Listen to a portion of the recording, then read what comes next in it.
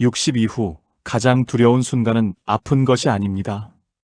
자식에게 무게가 되는 순간입니다. 어느 날 자식의 눈빛이 달라졌습니다. 예전처럼 반갑지 않습니다. 예전처럼 편안하지 않습니다. 당신이 말을 꺼내기도 전에 자식은 이미 한숨을 쉽니다. 또 무슨 일이시려나? 이 한숨 속에 당신은 느낍니다. 아, 나는 이제 환대받는 부모가 아니구나. 60년을 살아왔습니다.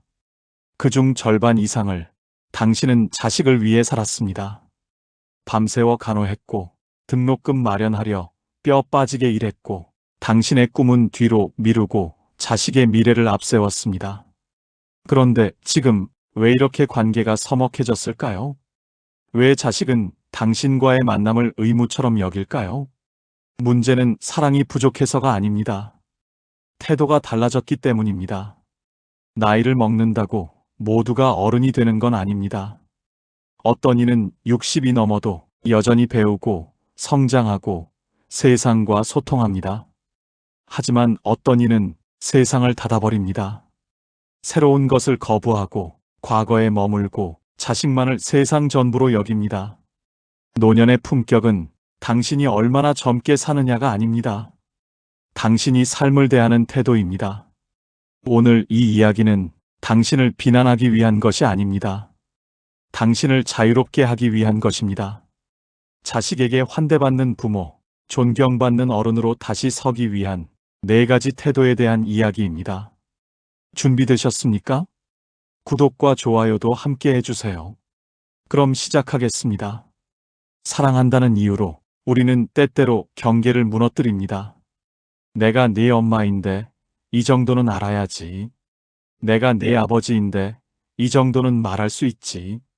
하지만 건강한 관계에는 반드시 경계가 있습니다. 경계가 없는 사랑은 사랑이 아니라 침범입니다. 자식의 결혼 생활에 끼어듭니다. 며느리에게 이래라 저래라 합니다. 사위의 직장 선택에 의견을 관철시키려 합니다. 손주 양육 방식에 간섭합니다. 내가 너희를 그렇게 안 키웠는데. 자식 부부의 돈 관리에 참견합니다. 그렇게 쓰면 나중에 후회해.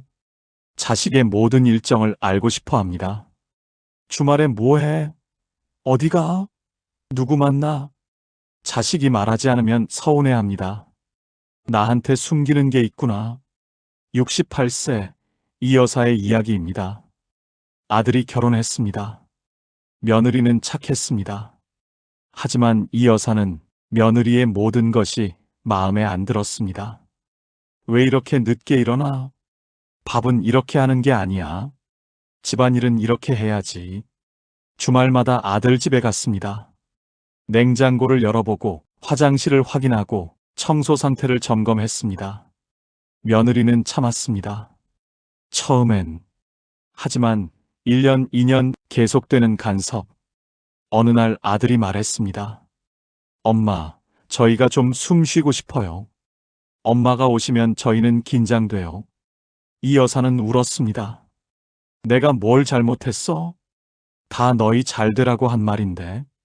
하지만 아들은 말했습니다. 엄마, 저희도 이제 어른이에요. 저희 방식대로 살게 해주세요. 왜 경계를 무너뜨릴까요? 불안 때문입니다. 내가 안 챙기면 애들이 잘못될까봐. 내가 안 말하면 애들이 실수할까봐.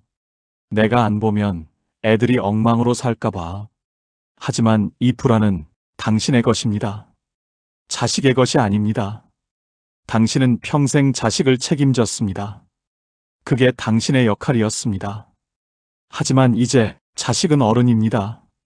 자식은 자신의 삶을 책임져야 합니다. 경계를 무너뜨리는 순간 당신은 자식의 성장을 막습니다. 그리고 관계도 무너집니다. 칼릴 지브라는 이렇게 말했습니다. 당신의 자녀는 당신의 것이 아니다. 그들은 생명 그 자체의 자녀다. 자식은 당신을 통해 왔지만 당신에게서 온 것이 아닙니다. 자식은 당신과 함께 있지만 당신의 소유가 아닙니다. 노자는 도덕경에서 말합니다. 낳고도 소유하지 않고 일하되 자랑하지 않고 기르되 지배하지 않는다. 진짜 사랑은 놓아주는 것입니다. 믿고 기다리는 것입니다. 첫째, 자식의 영역을 존중하세요. 자식에게도 사생활이 있습니다. 부부만의 시간이 있습니다. 가족만의 공간이 있습니다. 주말마다 가지 마세요. 한 달에 한두 번이면 충분합니다. 가더라도 초대받았을 때만 가세요. 며느리의 살림에 간섭하지 마세요. 사위의 직장에 의견 내지 마세요. 우리 때는 이랬는데. 이 말 하지 마세요.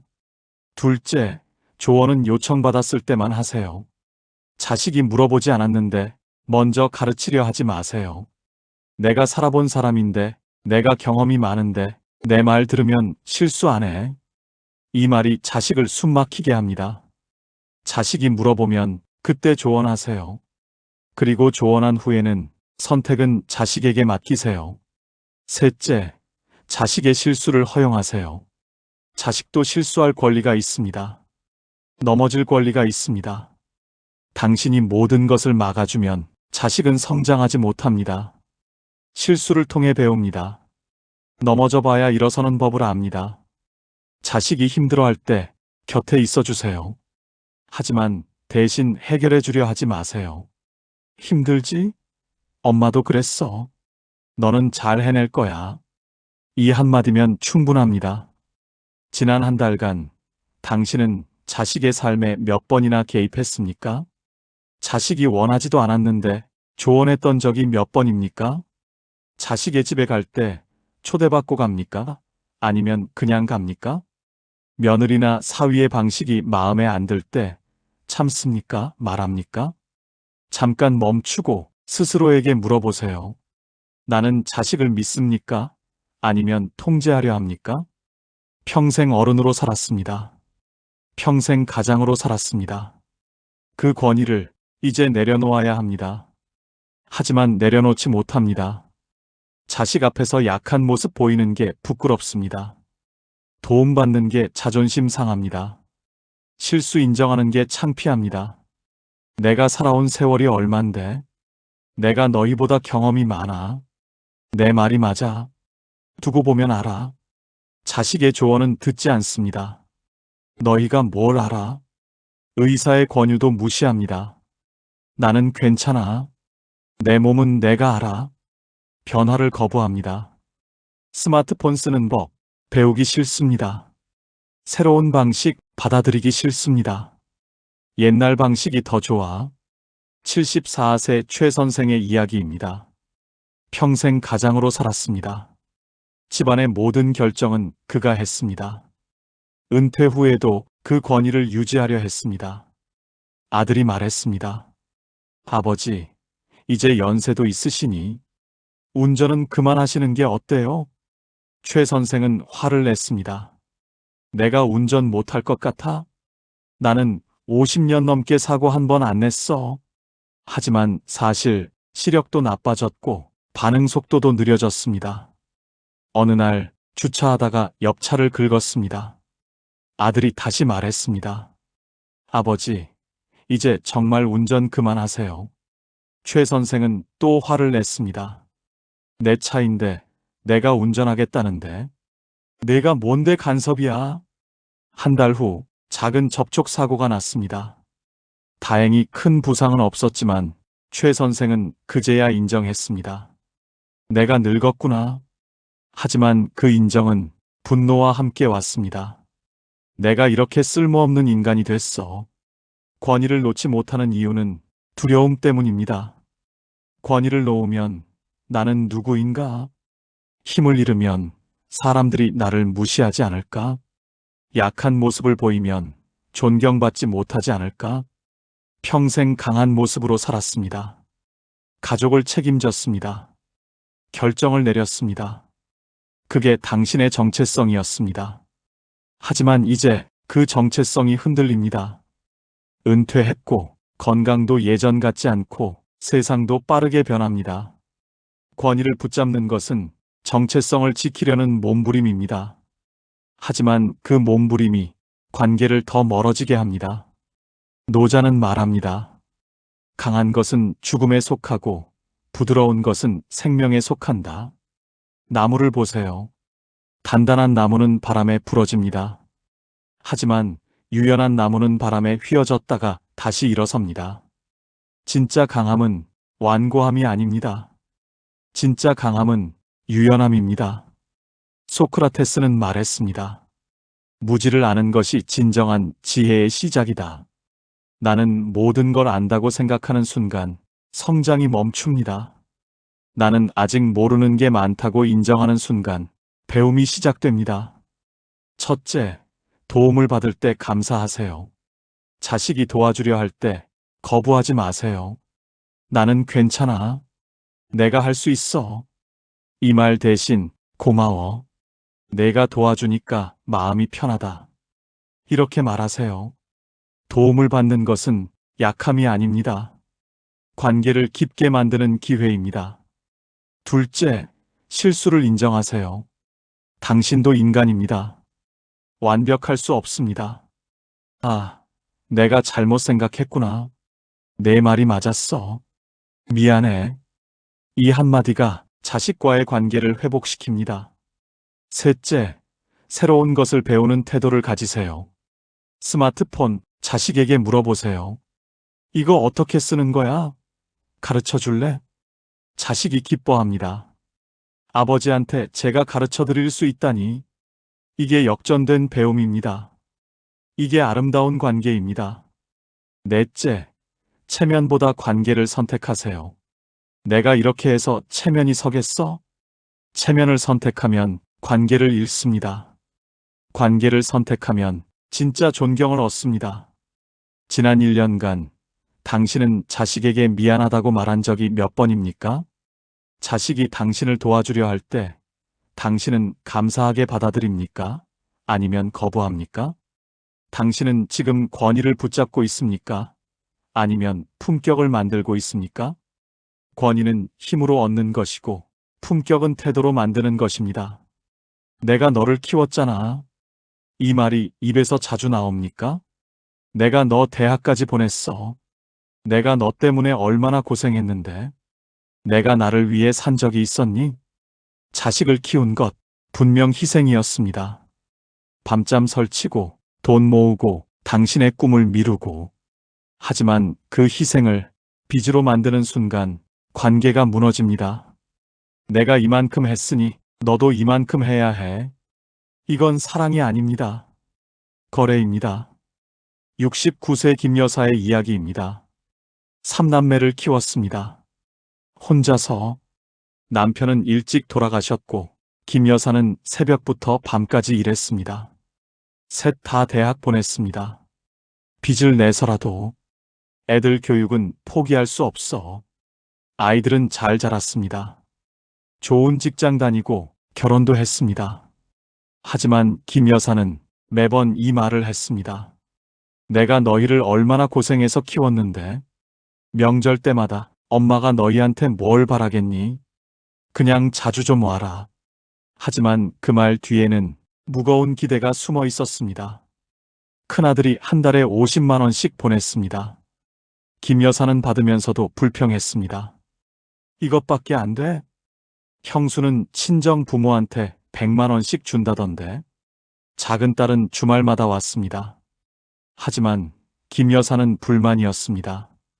왜 이렇게 일찍 가려고 해? 오빠는 저녁까지 있다 가던데. 몇 년 후 자식들의 발길이 뜸해졌습니다. 김 여사는 울면서 말했습니다. 내가 뭘 잘못했어? 내가 그렇게 키운 게 잘못이야? 왜 희생을 빚으로 만들까요? 인정받고 싶기 때문입니다. 내가 이렇게 힘들게 살았어. 누군가 알아줬으면 좋겠어. 자식이라도 고마워해줬으면 좋겠어. 이 마음 이해합니다. 당신은 정말 힘들었습니다. 정말 많이 희생했습니다. 하지만 자식은 그 희생을 요구한 적이 없습니다. 자식은 태어난 것이고 당신이 선택한 것입니다. 자식에게 빚을 지우는 순간 자식은 숨이 막힙니다. 내가 뭘 해도 부족하구나. 내가 평생 이 빚을 갚아야 하는구나. 칼릴 지브라는 말합니다.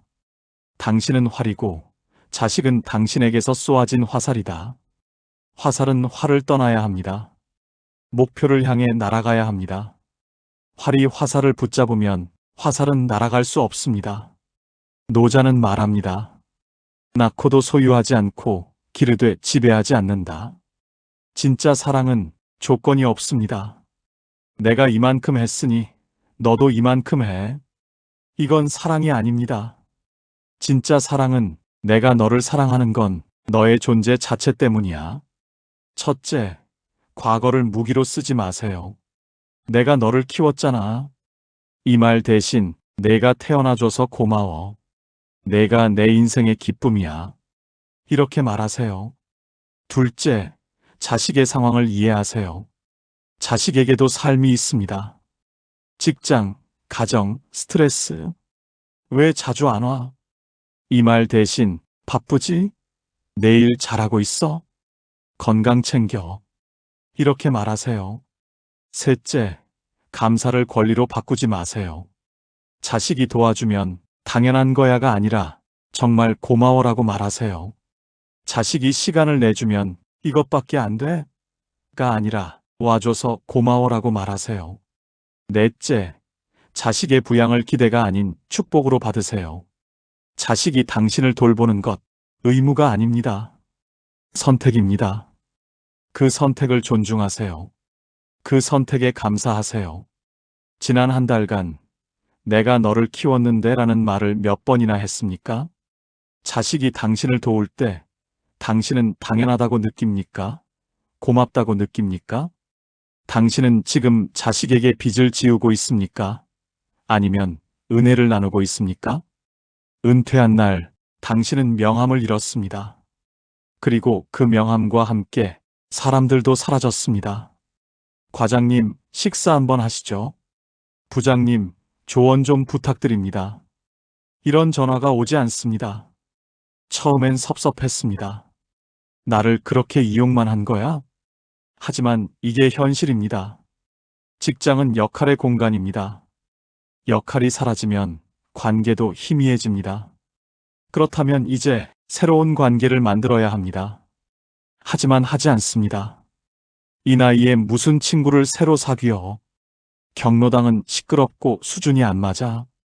배우는 건 젊은 사람들이나 하는 거지. 그렇게 하루하루 당신의 세계는 좁아집니다.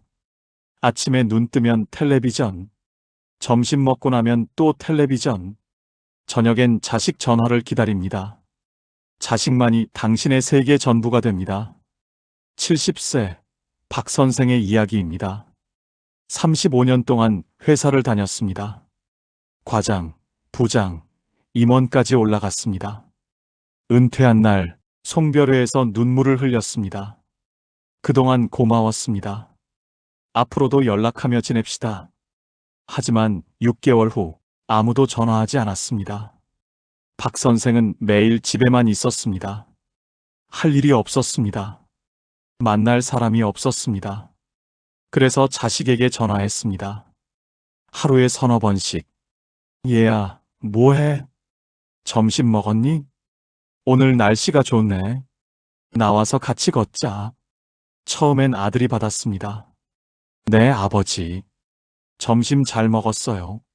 하지만 한 달, 두 달, 매일 서너 통의 전화. 아들의 목소리가 달라졌습니다.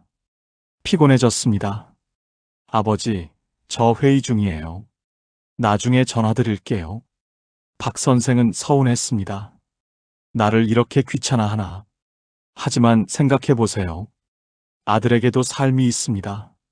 직장, 아내, 아이들, 스트레스. 그런데 아버지가 하루에 서너 번 전화하면 아들은 숨이 막힙니다. 외로움. 이게 가장 큰 감정입니다. 은퇴 후 세상에서 당신의 자리가 사라진 것 같습니다. 사람들은 더 이상 당신을 찾지 않습니다. 당신의 의견을 구하지 않습니다. 당신은 쓸모없어진 것 같습니다. 그래서 자식에게 매달립니다. 자식만이 당신을 필요로 하는 것처럼 느껴집니다. 하지만 이게 함정입니다.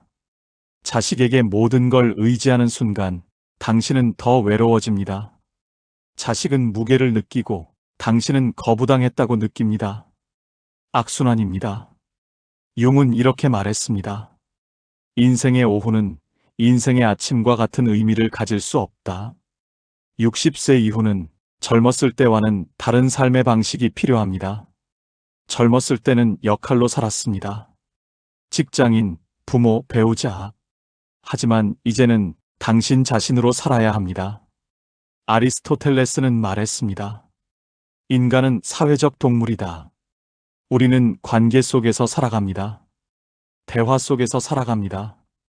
배움 속에서 살아갑니다. 세계를 닫는 순간 당신은 죽기 시작합니다. 세계를 여는 순간 당신은 다시 살아납니다. 진짜 어른은 나이가 들어도 배웁니다. 진짜 어른은 나이가 들어도 호기심을 잃지 않습니다. 진짜 어른은 세상을 향해 열려 있습니다. 첫째, 새로운 관계를 만드세요. 경로당에 가세요. 처음엔 낯설 겁니다. 저 사람들이 날 받아줄까? 내가 끼어들 자리가 있을까? 하지만 가세요. 일주일만 나가보세요. 첫날은 구석에 앉아 있어도 됩니다. 둘째 날도 그냥 관찰만 해도 됩니다. 셋째 날 누군가 말을 걸 겁니다. 자주 보네요. 이름이 뭐예요? 이게 시작입니다. 한 달 후 당신은 친구가 생깁니다. 석 달 후 당신은 매일 아침 경로당에 가는 게 기다려집니다. 6개월 후 자식이 놀라며 말합니다. 아버지, 요즘 너무 밝아 보이세요. 둘째, 새로운 것을 배우세요. 이 나이에 무슨 배움이야? 이 말 하지 마세요. 배움에는 나이가 없습니다. 노래교실에 가세요. 서예를 배우세요. 스마트폰 사용법을 익히세요. 영어 단어 하루에 하나씩 외우세요. 한 72세 할머니는 65세에 피아노를 시작했습니다. 평생 배우고 싶었는데 살림하느라, 자식 키우느라 못했어요. 이제는 나를 위해 살아야죠. 7년 후 이 할머니는 경로당에서 피아노를 칩니다. 사람들이 박수를 칩니다. 손자가 자랑스러워합니다. 우리 할머니 최고. 셋째, 사회활동에 참여하세요. 봉사활동을 하세요. 복지관에서 점심 배식, 어린이집에서 책 읽어주기, 동네 도서관에서 정리봉사. 누군가를 돕는 순간 당신도 살아납니다. 나는 아직 필요한 사람이구나. 나는 아직 쓸모있는 사람이구나. 이 느낌이 당신을 살립니다. 잠깐 오늘 하루를 떠올려 보세요. 오늘 당신은 자식 외에 몇 명과 대화했습니까? 한 명? 두 명? 아니면 아무도 없습니까? 오늘 당신은 무엇을 새로 배웠습니까? 뉴스에서 본 정보? 텔레비전 드라마? 아니면 아무것도 없습니까? 당신의 세계는 지금 넓어지고 있습니까? 좁아지고 있습니까? 당신은 짐이 아니라 배움이었습니다. 60년을 살아왔습니다. 그중 많은 시간을 당신은 자식을 위해 살았습니다. 이제 당신을 위해 사세요. 자식에게 환대받는 부모가 되는 비결은 돈도 아니고 건강도 아니고 희생도 아닙니다. 태도입니다. 세계를 여는 태도, 경계를 존중하는 태도, 권위를 내려놓는 태도, 은혜를 빚으로 만들지 않는 태도.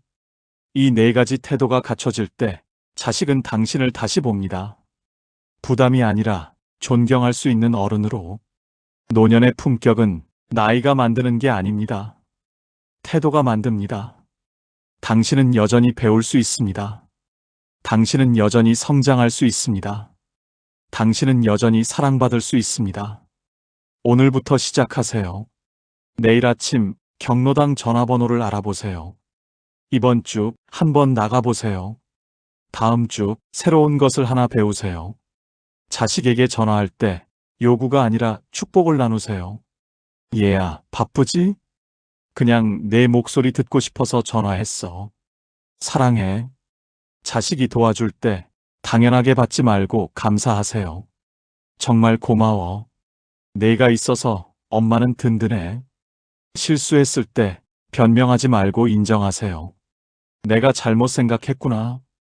미안해.